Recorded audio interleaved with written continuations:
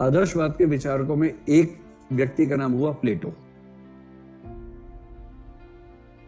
तो प्लेटो की पुस्तकों में जो पुस्तक सबसे ज्यादा प्रसिद्ध हुई उसका नाम है रिपब्लिक। प्लेटो चाहता था कि गणतंत्र की स्थापना हो, और उस समय क्या था कि ग्रीस के बहुत सारे राज्यों में ना उठापटक चलती रहती थी हर समय। वो उठापटक ना हो, देखिए सारे डेवलपमेंट की शर्त है कि कानून व्यवस्था ठीक से बनी हो। अगर कानून व्यवस्था ठीक नहीं है तो डेवलपमेंट किसी भी तरह का हो ही नहीं पाएगा। इसलिए कई दार्शनिकों को चिंता रहती है कि कानून व्यवस्था ठीक रहनी चाहिए, राज्य इतना मजबूत कम से कम जरूर हो कि वो चीजों को मैनेज कर ले और दार्शनिकों को दार्शनिक होने की छूट मिल सके, फ्री होकर सोच सके, इतनी तो उनको सुविधा चाहिए ना कम से कम। इसलिए प्लेटो ने, ये सब लोग बेसिकली फिलोसफर्स हैं, इनको राज्य में बहुत दिमाग नहीं लगाते, लेकिन राज्य भी, सरकार भी उनके चिंतन का एक पक्ष होता है। और प्लेटो का मानना था कि एक अच्छा शासन तब होता है जब कोई शासक फिलोसफर किंग होता है। दार्शनिक राजा की धारणा, राजा तो दार्शनिक होना चाहिए, राजा तो दार्शनिक को होना चाहिए। क्यों दार्शनिक होना चाहिए? तो उसने कहा कि शासन ठीक से चले। दार्शनिक में क्या खास बात है? दार्शनिक व्यक्ति सांसारिक सुख भोग से बहुत ऊपर उठ चुका होता है, उसको सांसारिक आकर्षण परेशान नहीं करते। मतलब पैसे की इच्छा, बाकी इच्छाएं, उसको उन सबका छोटापन, उन सबकी क्षुद्रता समझ में आ चुकी होती है। क्योंकि दार्शनिक स्वार्थी नहीं, ऐसा नहीं कि स्वार्थी नहीं होता, उसे स्वार्थ का स्तर बहुत ऊंचा होता है। उसे वो छोटी चीजें आकर्षित नहीं करती जिनके आकर्षण में समाज का लगभग अधिकांश हिस्सा उलझा रहता है। एक व्यक्ति ने बड़ा सुंदर वाक्य बोला है, आप इस पर गौर करें कि इसका अर्थ आप समझ पा रहे नहीं। संत वह नहीं है जो संसार से हार मान लेता है, संत वह है जो अगर संसार में आ जाएगा तो सबको हरा देगा, और उसको पहले से पता है कि इस रेस में दौड़ना ही बेवकूफी है। सच्चे संत की बात हो रही है, झांसाराम जी की बात नहीं हो रही है। सच्चा संत, सच्चा संत वो होता है, वो संसार से भागता नहीं, उसको संसार से दिक्कत नहीं कि मैं संसार में जाऊंगा, नौकरी करूंगा, व्यापार करूंगा, चल पाऊंगा या नहीं चल पाऊंगा, ये सब मामला नहीं है।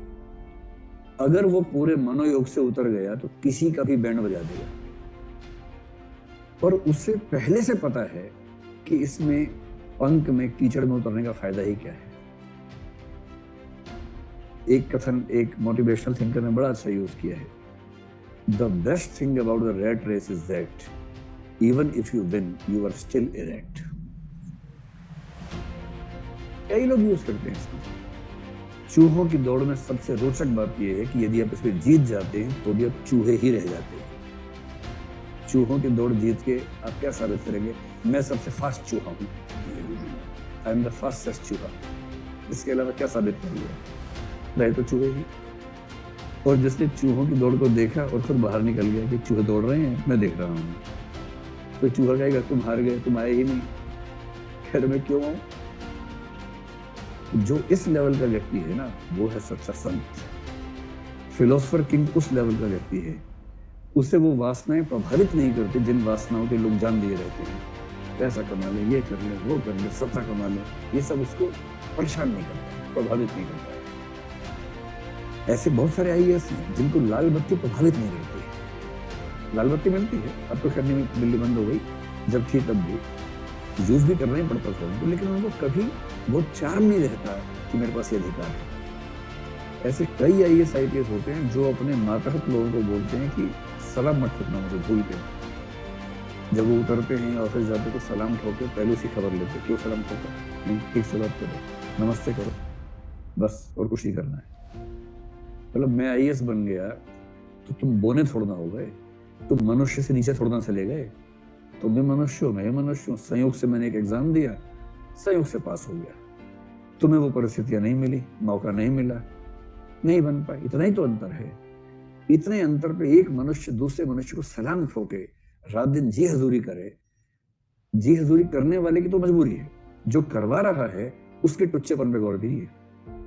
जिसको दूसरों से सलाम ठुकवाना अच्छा लगता है उसके हल्केपन पे गौर कीजिए।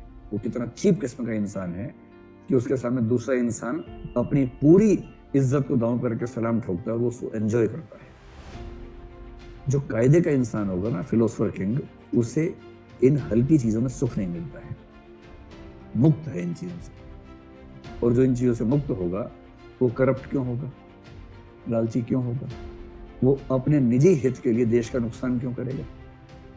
और इसलिए प्लेटो ने कहा, प्लेटो को हम विस्तार में पढ़ेंगे आगे चलकर, प्लेटो ने कहा कि 3 तरह के लोग हैं, एक साहसी लोग हैं, एक व्यापारी लोग हैं, एक ऐसे लोग हैं जो ज्ञानी लोग हैं। ज्ञानी में से एक व्यक्ति राजा बन जाएगा तो बेहतर रहेगा, क्योंकि फिलोसफर व्यक्ति को बहुत असर नहीं पड़ता है। दूसरा, जो फिलोसफर व्यक्ति है उसमें न्याय का सद्गुण होता है। और प्लेटो ने कहा कि जो एक सद्गुण सबसे महान है वो न्याय है, जस्टिस है। जस्टिस व्यक्ति में भी होना चाहिए, राज्य में भी होना चाहिए। तो राजा यदि जस्टिस करने की स्थिति में है तो वो राज्य अच्छा ही चलेगा। इसलिए फिलोसफर किंग होना बहुत जरूरी है। उसने कहा 3 तरह के लोग हैं, कुछ साहसी हैं, योद्धा किस्म के लोग हैं, कुछ व्यापारी हैं जो लालची किस्म के लोग हैं। यदि आपने किसी व्यापारी व्यक्ति को राजा बना दिया तो वो देश को बेच खाएगा, अपने स्वार्थ के लिए देश को बेच देगा। और यदि आपने किसी योद्धा व्यक्ति को राजा बना दिया तो वो अपने हार्मोन्स को कंट्रोल न करने की वजह से युद्ध में झोंक देगा देश को। तो एक बेच खाएगा, एक युद्ध में झोंक देगा। और ऐसा राजा क्यों चाहिए जो अपने स्वभाव को कंट्रोल न करने की वजह से अपने देश को बेच दे या अपने देश को युद्ध में झोंक दे। इसलिए कहते हैं आप जितने ऊंचे पद पर हैं उतना शांत होना सीख जाइए। चंद्रमा को मस्तक पे धारण कर लेना चाहिए एकदम। जितने ऊंचे पद पे हो उतना झुक के रहो। आपको लोग बहुत गालियां देंगे, बहुत बुरा मानेंगे, नाराज होंगे। ऊंचा होने का एक ही मतलब है, हर किसी की नाराजगी को बहुत प्रेम से सहन करने की ताकत। अगर आप तुनक मिजाज होंगे तो किसी ऊंचे पद पर चल नहीं पाएंगे, कुछ ही दिनों में टैं बोल जाएंगे कुछ दिनों के अंदर।